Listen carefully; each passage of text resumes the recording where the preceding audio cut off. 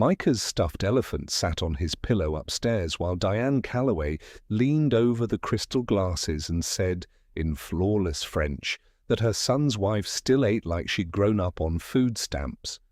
Weston laughed into his wine. Simone folded her napkin and said nothing. No child should hear that. For 3 years, nobody in that Greenwich dining room believed she understood a word of French. Then at the family's 60th anniversary gala, a printed contract collapsed in front of 200 guests, and the billionaire hissed one line in French he never meant her to catch. The French vintner beside him wasn't watching the contract anymore. He'd just heard 4 words leave her mouth in perfect French. Chapter 1. The language of the room.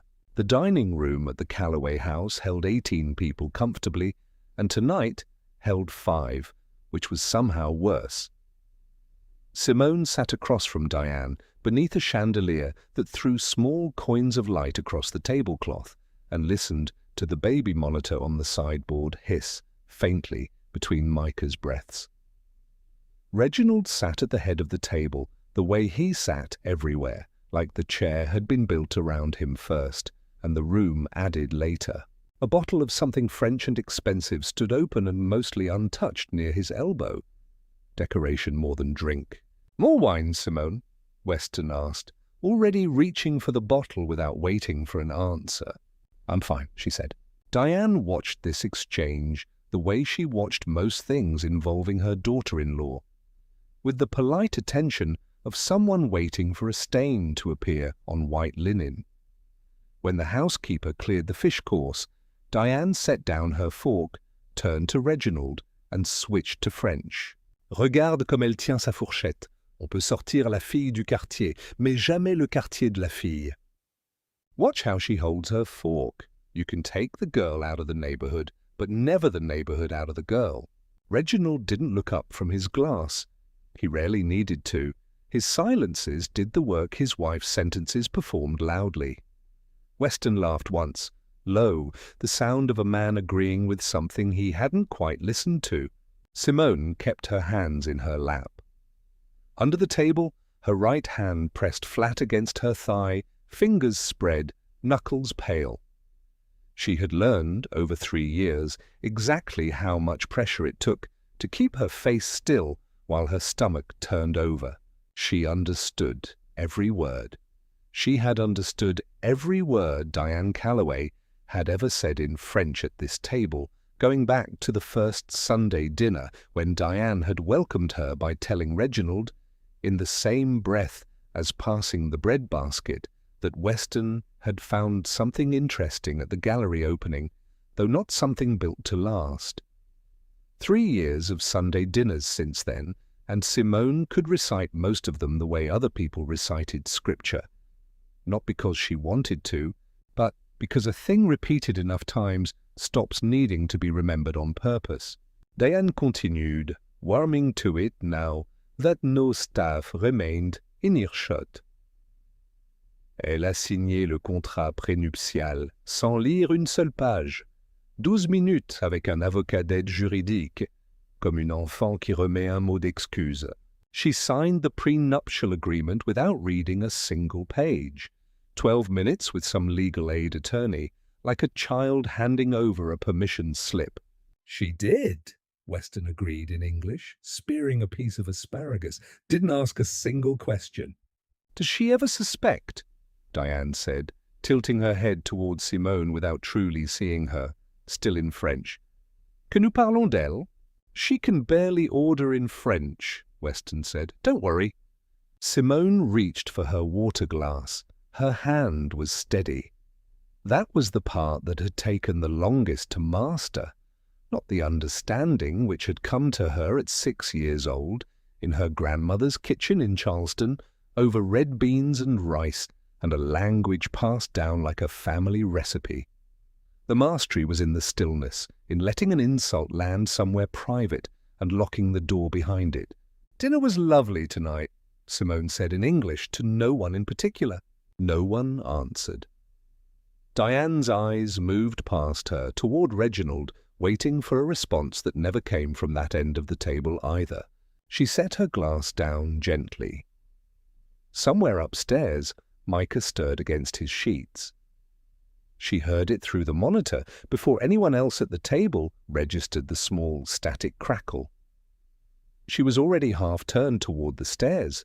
Diane's voice followed her, still in French, lighter now, almost amused. D'ici le printemps, tout cela ne la concernera plus. By spring, none of this will be her concern. She said it to Reginald, not to Simone, the way a person comments on whether they expect to outlast. Simone stopped in the doorway.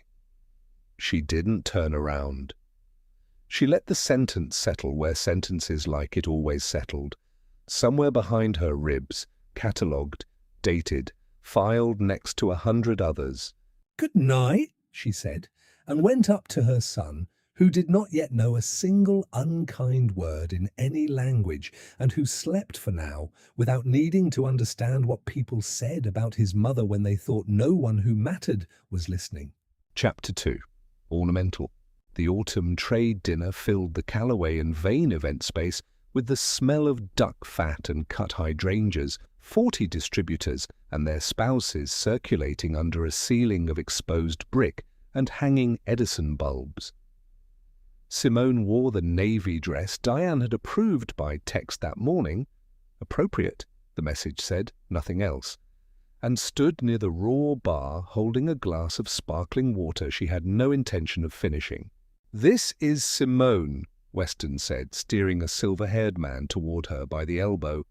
"My wife." "Julien Bayard," the man said, taking her hand. He had a vineyard's worth of sun in his face and eyes that didn't move on to the next introduction the way most people's did. "A pleasure, Madame Callaway." His grip was brief, dry, businesslike, a man who shook 100 hands a year and remembered the ones that felt different. "The pleasure's mine," Simone said, Callaway's oldest partner, if I remember right. 40 years. 41, Julian said, and something in his expression shifted. Mild surprise that she'd known the number at all. Weston was already turning away, laughing at something Reginald had said to a distributor from the Loire, both men switching into French the way they always did when the conversation drifted toward numbers they didn't want repeated in English. "Elle a signé sans lire une seule clause," Reginald was saying. 12 minutes. Mon avocat n'avait jamais rien vu de pareil. She signed without reading a single clause. 12 minutes. My lawyer had never seen anything like it. The distributor laughed. Weston laughed with him, the sound carrying just far enough to reach Julian, who glanced toward the two men, then back at Simone, who hadn't moved. A server offered a tray of menu cards printed in French for the evening's tasting flight and pressed one into Julian's hand. He scanned it, frowning slightly at the third line. "Cuvée réservée, aged in barrel 18 months," he read aloud, uncertain. "This says Dix-Huit-Ans, 18 years. Simona's eyes had already caught the error a full second before he spoke it. A stray S, a misplaced word, the kind of mistake that changed a wine's entire story. Her mouth opened. She stopped herself, swallowing the correction before it reached the air, and reached instead for an olive from the tray beside her. "Someone should tell the printer," she said mildly in English, and looked away first. Julian didn't. He kept looking at her a moment longer than the exchange required, the way a man studies a signature he half recognizes. "You caught that quickly," he said. "A lucky guess," Simone said. Julian said, which wasn't agreement. Diane arrived at Simone's elbow, the way weather arrives. No warning, immediate pressure change. "Julian, you must come meet the new distributor from the Loire." "Simone won't mind." It wasn't a question. Diane's hand found the small of Simone's back and turned her half a degree, a gesture so practiced it barely qualified as rude anymore, just efficient. "Actually," Julian began, "I was going to ask Madame Callaway." "Later," Diane said, already walking, already assuming everyone would follow. Julian held Simona's gaze for one more second before he let Diane lead him away, the unfinished question still sitting between them like a held breath. Simone set her water glass down on the raw bar, untouched, and watched the room's conversation scatter back into French around her, safe, certain, unwatched. She had learned to disappear in rooms like this. Tonight, for the first time in 3 years, someone had looked at her like she hadn't quite managed it. Chapter 3. What Fabienne Didn't Know. Micah fought his afternoon bottle the way he fought everything lately, both hands pushing at the air, and Simone rocked him in the nursery's window seat with the door propped open for the cross breeze. Outside, a landscaping crew was folding up for the day, and the smell of cut grass drifted up through the screen. That was how she heard Fabienne in the hallway, phone against her ear, voice pitched low, but not low enough. Elle sera partie avant l'été, je te le dis, Fabienne was saying. Madame Calloway l'a déjà décidé. Cette femme n'a même pas de compte en banque à son nom. She'll be gone before summer, I'm telling you. Mrs. Calloway's already decided. That woman doesn't even have a bank account in her own name. Simone kept rocking. Micah's fist finally closed around the bottle and his eyes went heavy. She hummed the 4 notes that always worked, low in her throat, and did not let her face change while a woman she paid bi-weekly through the household account discussed the ending of her marriage like a line item. Temporaire, Fabienne added, laughing softly at whatever the person on the other end had said. Temporary. C'est le mot que Madame Diane utilise, une décoration temporaire. A temporary decoration, that was the phrase. When Micah's breathing evened out, Simone laid him down, drew the blanket to his shoulder, and stood in the doorway until Fabienne's footsteps faded down the back stairs. Only then did she go to her own room, closet door already half open, and kneel at the shelf where a shoebox held nothing anyone would want, except that behind 3 pairs of shoes she never wore, a velvet box held a small enamel pin, and beside it, a paperback-sized glossary, its spine soft from years of handling, margins dense with her own handwriting in 3 languages. She had it in her hands, deciding whether tonight was the night to add Fabienne's sentence to the notebook underneath it, when Diane's voice arrived from the doorway without knocking. There you are. Simone didn't startle. She had trained herself out of startling. She set the glossary flat against her palm, angled so the spine faced her body, and slid it behind the shoebox in one motion, disguised as reaching for a scarf. Micah's finally down, she said, straightening, a folded cardigan now in her hands instead. Diane's eyes moved once around the closet, the shelf, the shoe rack, the drawer half open, with the idle scan of someone who wasn't really looking, only occupying space the way she occupied every room she entered.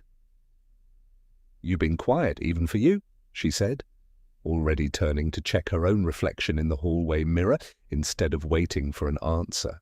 "I'm tired," Simone said. Diane adjusted an earring. "Dinner's at 7. Wear the green." She left without waiting to see whether the green dress was worn. Simone stood very still for a moment, one hand flat against the closet door, and let out a breath she'd been holding since the hallway. Then she knelt again, drew the notebook out from its place beneath a stack of winter sweaters, uncapped a pen, and wrote the date, then Fabienne's sentence, word for word, in the language it had been spoken. A temporary decoration. She read it back once, closed the notebook, and did not cry. She had stopped crying over sentences like this sometime during the 2nd year. What she did instead was newer, and it frightened her a little, the way any new capability does before you've tested its edges. She filed it calmly in a drawer that was filling faster than she'd expected it to. Chapter 4. The Sentence. The night before the gala, the house had the particular stillness of a place preparing for something. Garment bags on every closet door, the caterer's list taped to the kitchen wall, a single lamp burning behind the study's half-open door. Simone had gone up to check on Micah and was coming back down the hall, one hand trailing the banister, when she heard her own name.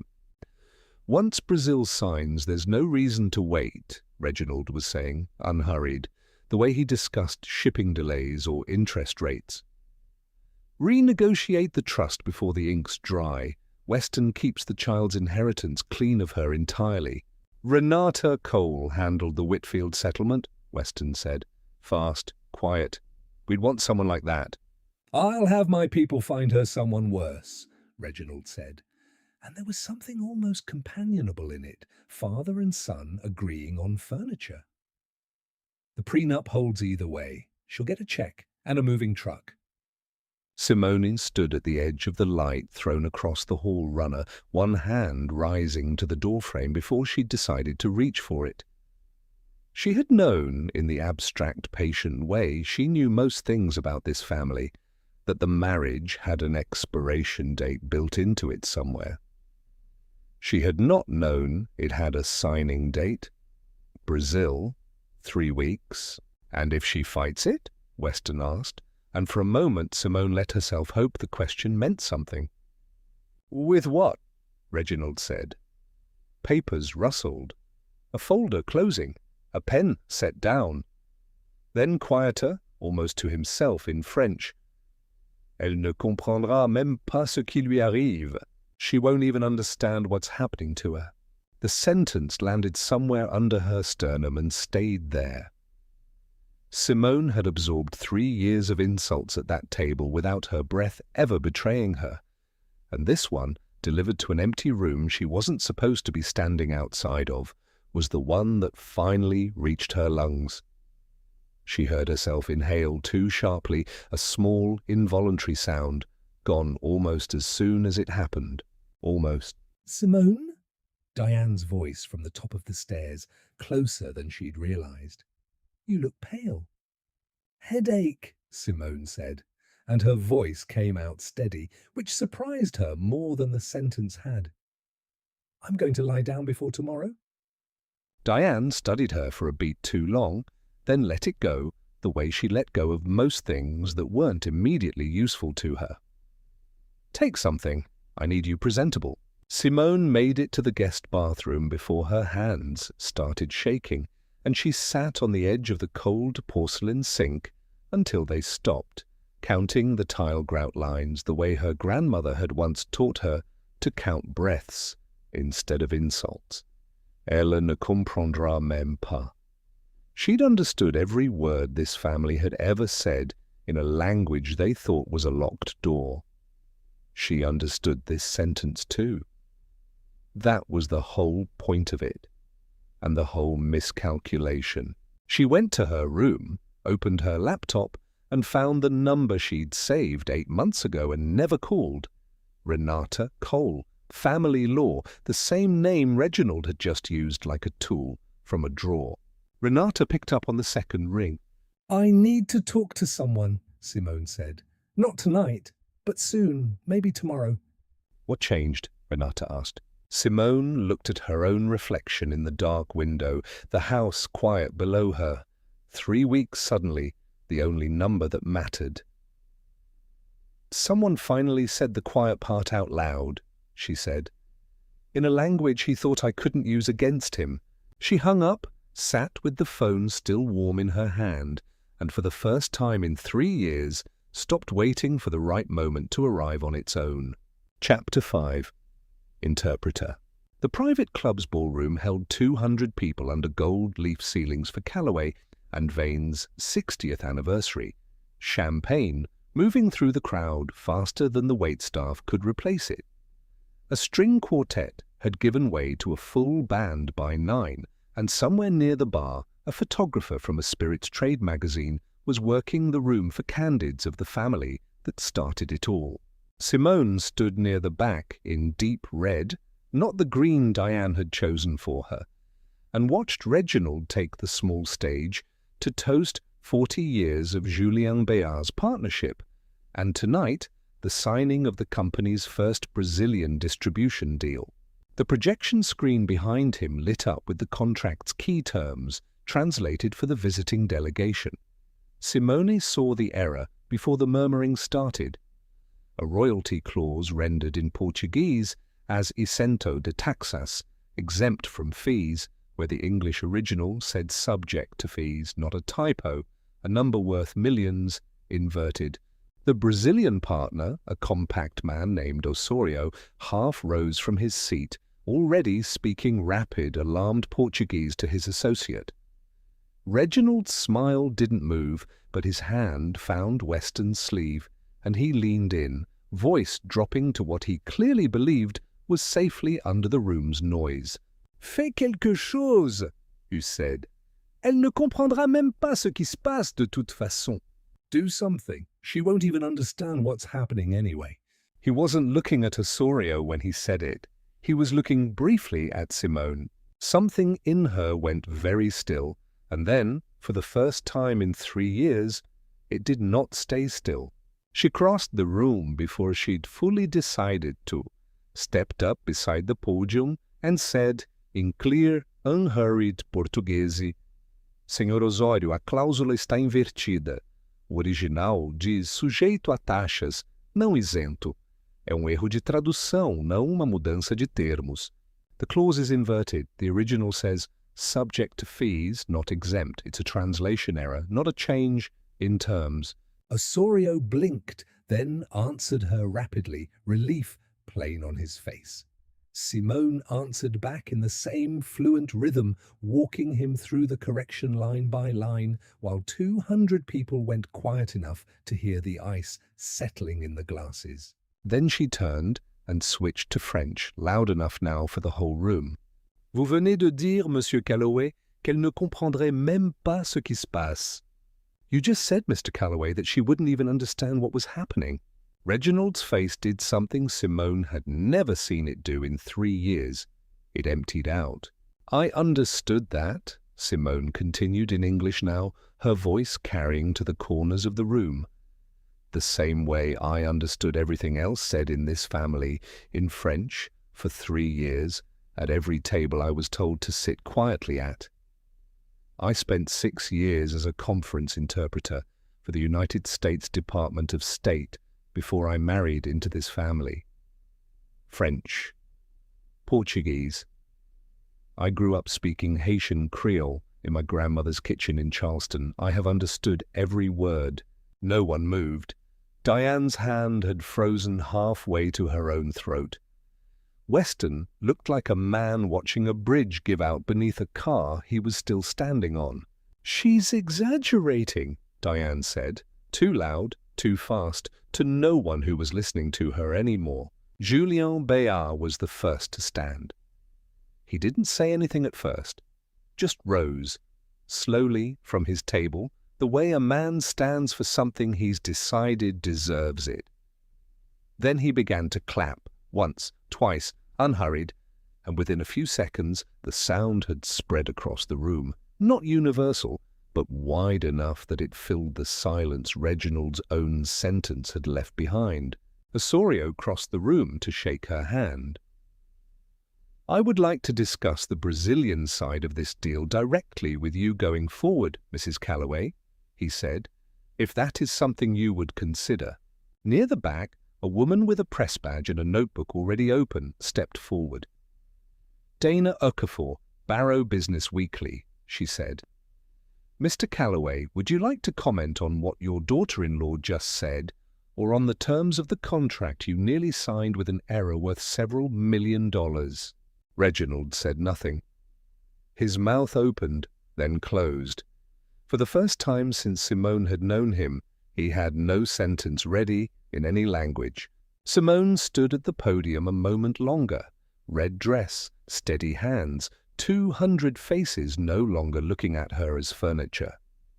Somewhere behind her, Weston was still standing exactly where he'd been standing when the room changed shape around him. 6 years, she said again, quieter now, mostly to herself. "You had 6 years to ask me a single question in French. You never did." She stepped down from the stage before anyone could answer, because for the first time in 3 years, she didn't need them to. Chapter 6. Fluent.